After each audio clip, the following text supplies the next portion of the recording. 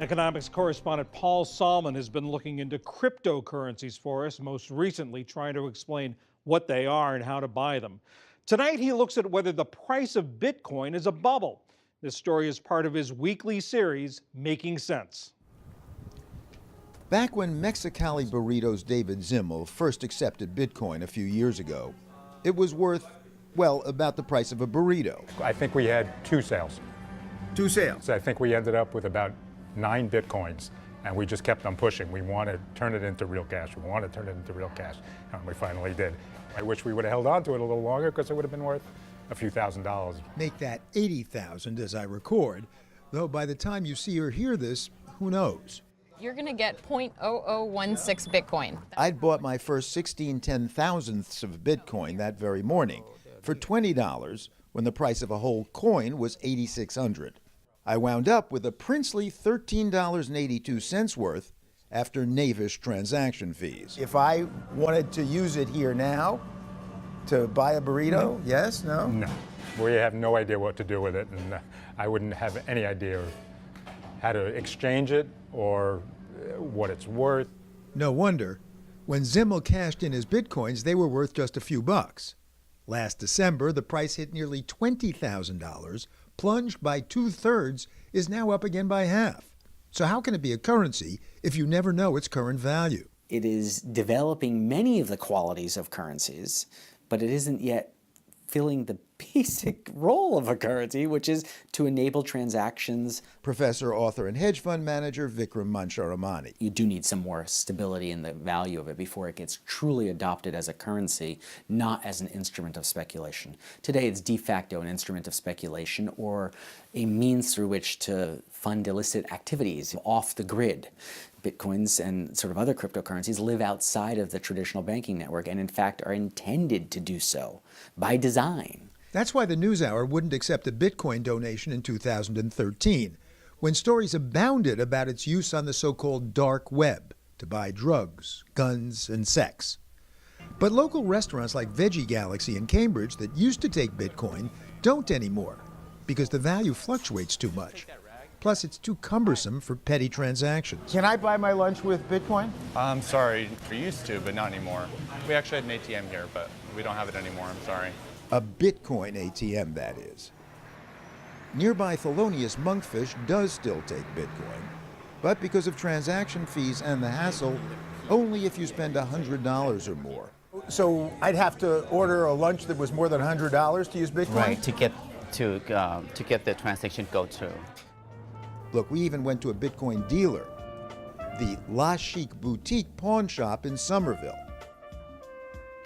For cash, you can pick up designer bags by the dozen, a pair of Shaquille O'Neal's hard-to-fill shoes, even this poppin' fresh pendant whose provenance can be traced to Boston mobster Whitey Bulger. But to do a Bitcoin deal... You sign up an account, and then we can meet over there at Starbucks, and we can transfer money at that time. Proprietor Dylan McDermott. Well, why can't we do it here in the store? Regulation at this point. We can only sell and charge a small fee, but buying, not at this point. But we can do it outside, at the local bar or the local cafe here. Yes, we pay 90% as well. Yes, only 90% of market value, plus a small transaction fee, and yet, despite all the hurdles to using it, Bitcoin and its underlying blockchain technology are seen as Fat City. Consider the recent rash of conversion experiences. In December, Long Island Iced Tea renamed itself Long Blockchain, and its stock price tripled. Welcome to Hooters! In January, a company with 9 Hooters franchises put its loyalty program, the Hooters Hoot Club, on a blockchain, and its stock price jumped 50%. I'm no expert on Bitcoin. Richard Thaler won this year's Nobel Prize in economics. But it's very hard to know what its intrinsic value is, and it's very hard to know what its legitimate use is. It certainly looks like a bubble to me. Vikram Mancharamani, who taught a course at Yale on bubbles, agrees. Reminds me of the internet phenomenon, the internet bubble, where people would add the .com and their stock price would go flying up. Exactly comparable in my eyes. But, you know, bubbles sometimes keep going up. So is Bitcoin a bubble that's already bursting? plunging by 2/3 in just a few months, or a great investment that's up more than 100-fold in the last 5 years. Mancharamani's book, Boom Bustology, looks for bubbles through several lenses. The first lens is microeconomics. Normally, when you have higher prices for a good, you should see less demand. When higher prices generate more demand, we have a bubbly dynamic that results in higher prices generating more demand, generating higher prices, etc. In other words, instead of turning off buyers, the rising prices are attracting them, triggering another lens, buying an investment on credit.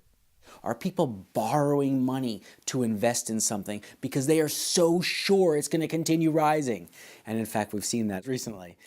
Lens 3, people want to believe. The psychology of irrational exuberance. They want to believe in a new story, a new era, a new dynamic. This is a common phenomenon. We saw this back in the 1920s with radios and cars. You saw it during the internet bubble where the internet was going to change everything.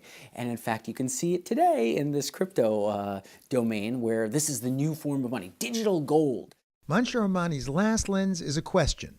Is the enthusiasm epidemic? Think of a speculative mania as a fever spreading through a population. How many people are left to infect? Well, if everyone's infected, the disease has run its course. We're done. But you don't know that, right? No idea at all how much of the price is attributable to actual fundamental interest in a non-printable currency versus this is a party, it's rockin', I want to join it. So is the party over or about to get its second wind?